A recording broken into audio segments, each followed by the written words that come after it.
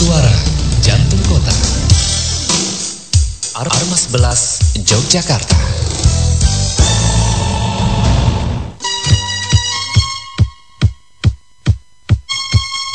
Pukul 7 waktu Indonesia Barat.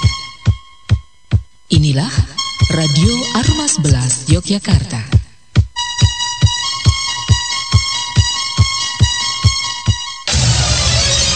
Dari kawasan 0 km, inilah Armas 11 Yogyakarta.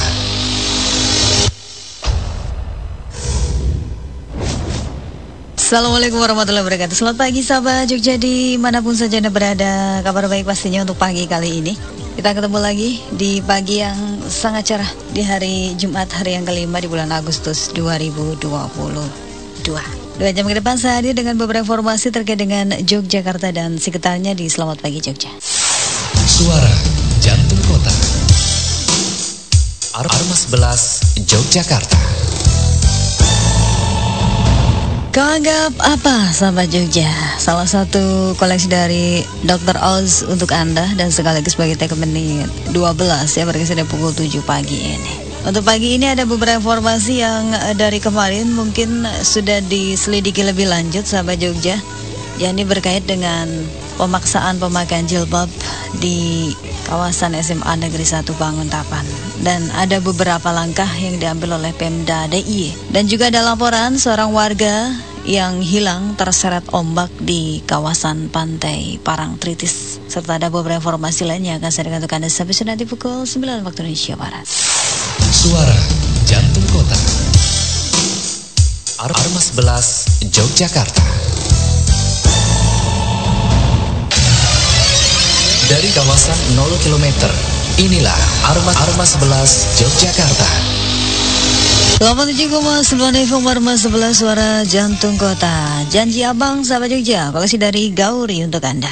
Sahabat Jogja, perlu Anda ketahui bahwasanya terkait dengan kasus yang terjadi di SMA Negeri 1 Banguntapan, Bantul, yakni imbasnya ada sebanyak 3 guru dan kepala SMA Negeri 1 Banguntapan Bantul akhirnya dinonaktifkan dari ketugasannya usai muncul kasus dugaan siswi kelas 10 yang dipaksa berjilbab oleh sekolah tersebut. Gubernur DIY Sri Sultan Hamengkubuwono X mengatakan penonaktifan ini seiring penyelidikan yang masih berjalan oleh Disdikpora perihal dugaan pemaksaan jilbab dan jual beli seragam sekolah. Dan sahabat Jogja, Pemda DIY melalui Disdikpora DIY mengambil 5 langkah dalam menangani kasus dugaan pemaksaan pemakaian jilbab pada salah satu siswi di SMA Negeri 1 Banguntapan Bantul. Pemda DIY berjanji menuntaskan kasus tersebut dan berupaya mencegah kasus serupa tidak berulang lagi. Kepala Disdikpora DIY melalui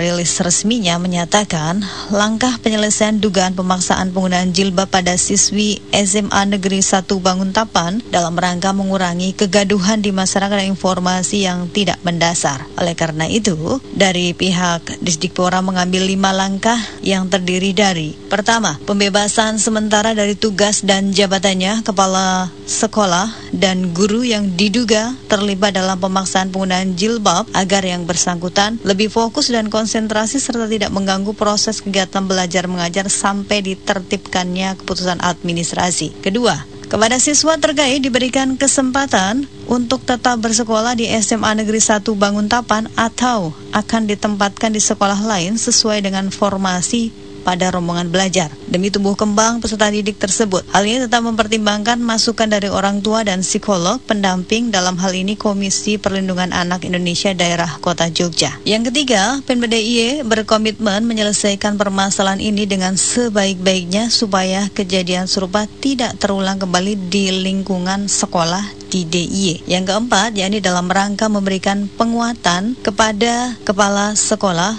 guru, dan menekan intoleransi di sekolah, maka Dinas Pendidikan Pemuda dan Olahraga DIY akan bekerja sama dengan Bandiklat DIY untuk melakukan pelatihan tentang wawasan kebangsaan dan nilai-nilai keistimewaan di daerah istimewa Yogyakarta. Yang kelima, kepada semua sekolah di lingkungan Pemda DIY dihimbau untuk menciptakan suasana dan ekosistem sekolah yang penuh toleransi sehingga menumbuhkan rasa nyaman dalam proses pembelajaran. Dari kawasan 0 km, inilah Armas 11 Yogyakarta. Seorang warga dilaporkan hilang terseret ombak di pantai Parangtritis, Bantul pada hari Kamis kemarin. Saat kejadian, pria Malang ini tengah berada di sekitar hutan mangrove Baros. Satu orang dilaporkan hilang di lokasi sekitar muara Sungai Opak Baros, Trito Hargo, Kretek, Bantul.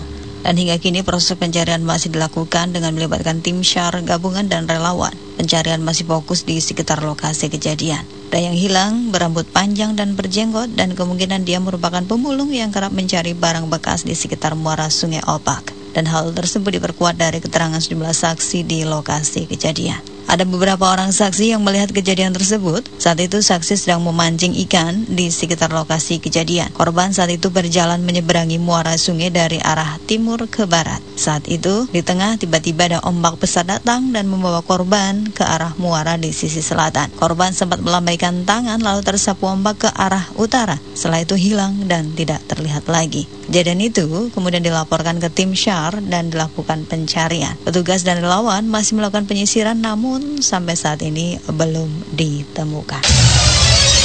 Dari kawasan 0 km, inilah Armas 11 Yogyakarta.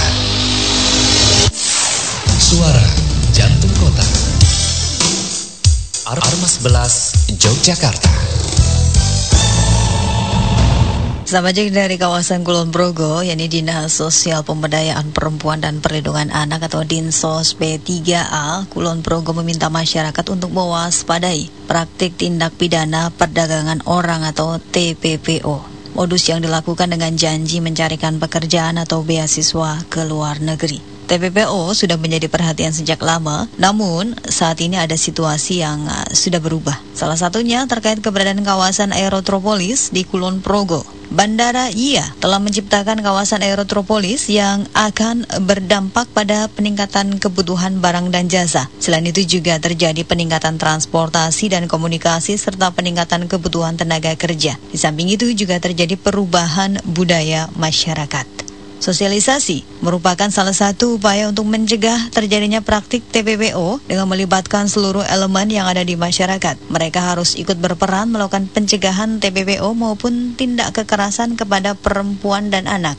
Banyak modus dari tawaran pekerjaan di luar negeri hingga beasiswa dan mereka dijanjikan pekerjaan di luar negeri, namun di sana dijadikan PSK. Di tahun 2021, banyak pekerja migran Indonesia yang dikirim ke Taiwan yang menjadi korban TPPO. Jumlahnya mencapai 100 orang. Untuk itulah Dinas menggandeng Polres Kulon Progo terutama dalam pencegahan TPPO dan penanganan kasus kekerasan terhadap perempuan dan anak. Sementara itu, pejabat Bupati Kulon Progo mengingatkan masyarakat yang akan keluar negeri untuk melengkapi dengan dokumen administrasi yang legal. Ini penting agar mereka tidak menjadi korban kejahatan imigran. Warga Indonesia yang bekerja di luar negeri rentan menjadi korban pelacuran di bawah umur, bekerja tanpa dibayar, disiksa, bahkan dibunuh. Suara jantung kota. Armas 11 Yogyakarta. Dari kawasan 0 km, inilah Armas 11 Yogyakarta.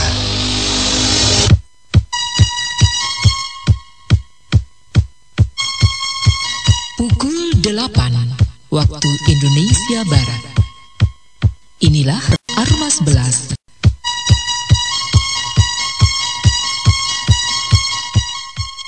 Sahabat Jogja, untuk lingkup kawasan kota Yogyakarta dan sekitarnya pagi ini relatif sangat cerah sekali. Mataharinya sudah membagikan sinar paginya dari jam 6:30 tadi ya, sampai jam 6 bahkan sudah muncul. Namun demikian dari BMKG, Badan Meteorologi Klimatologika, Jakarta mencatat bahwasanya 37,7% zona musim di wilayah Indonesia sudah memasuki musim kemarau sejak pertengahan Juli 2022. Namun, kenapa ada hujan di musim kemarau Agustus 2002 ini?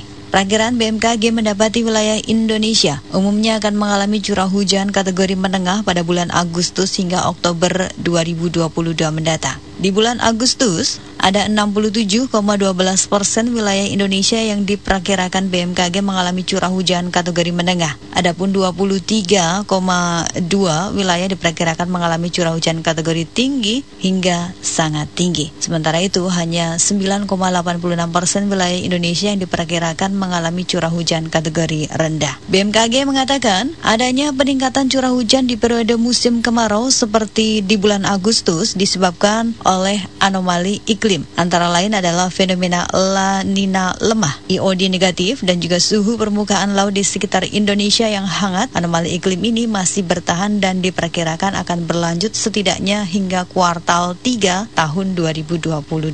La Nina adalah fenomena suhu muka laut di Samudra Pasifik bagian tengah mengalami pendinginan di bawah kondisi normalnya. Pendinginan suhu muka laut tersebut mengurangi potensi pertumbuhan awan di Samudra Pasifik Tengah dan meningkatkan curah hujan di wilayah Indonesia secara umum. Fenomena La Nina diprediksi melemah sepanjang Juli hingga Agustus 2022. IOD Sahabat Jogja atau Indian Ocean Dipole atau Indian Nino adalah fenomena osilasi suhu air permukaan laut yang tidak teratur sehingga wilayah barat Samudra Hindia lebih hangat atau lebih dingin dibandingkan dengan wilayah timur Samudra Hindia. IOD negatif adalah peristiwa menurunnya suhu muka laut pada Samudra Hindia bagian barat, dan peristiwa ini menyebabkan tekanan udara di wilayah menjadi lebih tinggi dibandingkan dengan pesisir timur Samudra Hindia yang berada di dekat dengan Indonesia. Akibatnya, Sahabat Jogja, pesisir timur Samudra Hindia seperti Indonesia mengalami pembentukan awal yang tinggi dan mengalami curah hujan yang tinggi. IOD negatif sedang berkembang dan diperkirakan akan terbentuk pada bulan Juli hingga Agustus. Dan beberapa model memprediksi IOD menjadi lebih kuat. Dan peningkatan suhu permukaan laut di sekitar Indonesia juga meningkatkan jumlah air yang menguap ke udara. Peristiwa inilah yang membuat ada hujan di musim kemarau Agustus 2022. Suara Jantung Kota, Armas 11 Yogyakarta. Dari kawasan 0 km, inilah Armas 11 Yogyakarta. Sahabat Jogja, setelah beberapa kali gelombang tinggi dan angin kencang yang menyebabkan sebagian besar nelayan tidak melaut, kini nelayan dibantu justru mendapatkan hasil yang bagus dari aktivitas melaut dengan metode memancing. Ketua Koperasi Wisata Minabahari 45 menjelaskan, saat ini sebagian besar nelayan sudah kembali melaut karena kondisi gelombang sudah cukup aman untuk aktivitas nelayan. Tak hanya itu, untuk beberapa jenis ikan yang ditangkap dengan cara dipancing juga melimpah. Adapun jenis ikan yang banyak didapat para nelayan seperti kerapu, manyung, kakap, dan lainnya. Dan saat ini merupakan bulan yang bagus untuk ikan-ikan jenis tersebut. Maka kebanyakan nelayan yang sudah kembali melaut adalah nelayan yang memiliki alat pancing. Nelayan dengan jaring saat ini kebanyakan hanya mencari umpan saja. Kondisi gelombang saat ini sudah relatif lebih aman untuk aktivitas melaut. Meski masih besar, anginnya tidak kencang sehingga tidak membahayakan. Koordinator Sarsat Linmas Wilayah 3 Bantul menuturkan saat ini memang kondisi gelombang tidak tinggi dan aman untuk aktivitas nelayan. Namun, gelombang tinggi bisa kembali terjadi pada pertengahan bulan kalender Jawa. Dan pasti terjadi setiap tengah bulan Jawa. Gelombang tinggi biasanya terjadi setiap tanggal 13 hingga 17 kalender Jawa. Pada tanggal itu disarankan nelayan untuk tidak melaut karena bisa berbahaya. Dan gelombang tinggi itu yang terjadi pertama kali di kawasan paling selatan. Dari kawasan 0 km, inilah Armas 11 Yogyakarta. Suara Jantung Kota. Armas 11 Yogyakarta.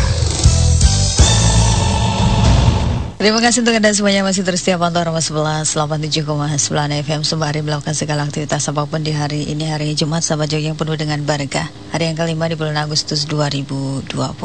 Yang kemungkinan hari ini adalah jadwalnya untuk memasak karena nanti mau dibagikan di kawasan masjid seputaran tempat tinggal Anda sahabat Jogja. Mungkin sedari sekarang dipersiapkan segala sesuatunya.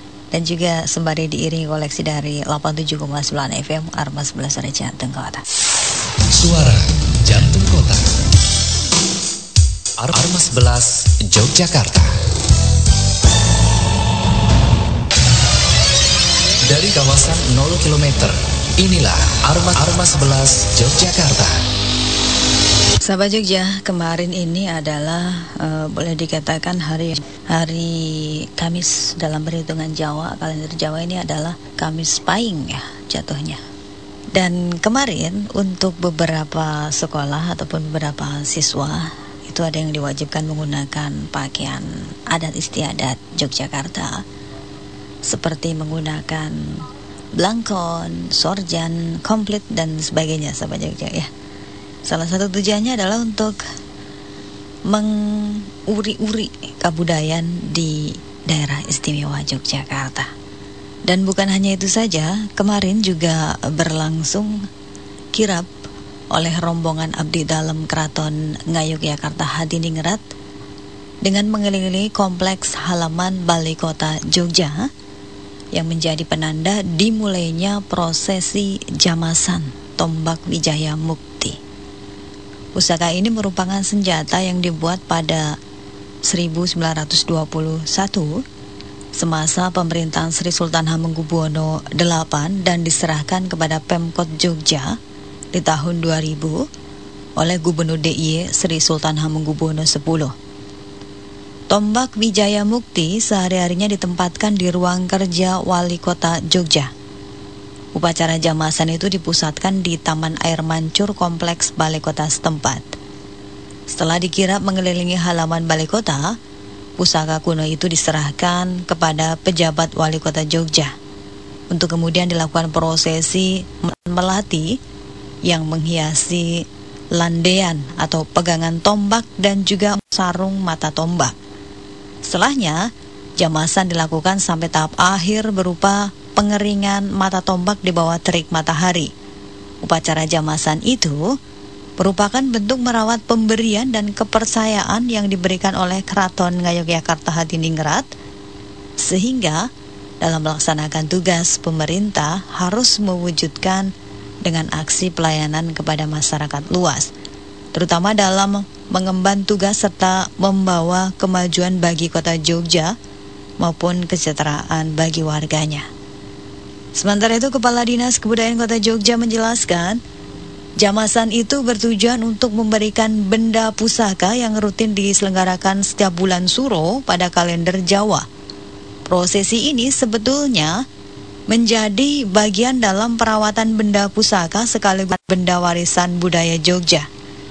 Ada nilai luhur yang ingin dijaga dan dirawat lewat jamasan tersebut, dan diharapkan bisa menjadi upaya pelestarian dan pengembangan benda budaya di Jogja.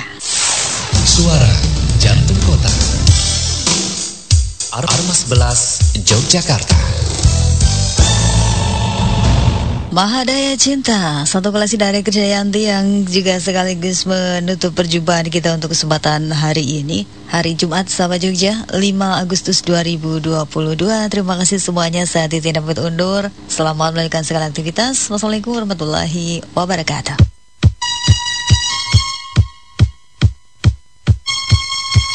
Pukul 9 waktu Indonesia Barat. Inilah Radio Armas 11 Yogyakarta.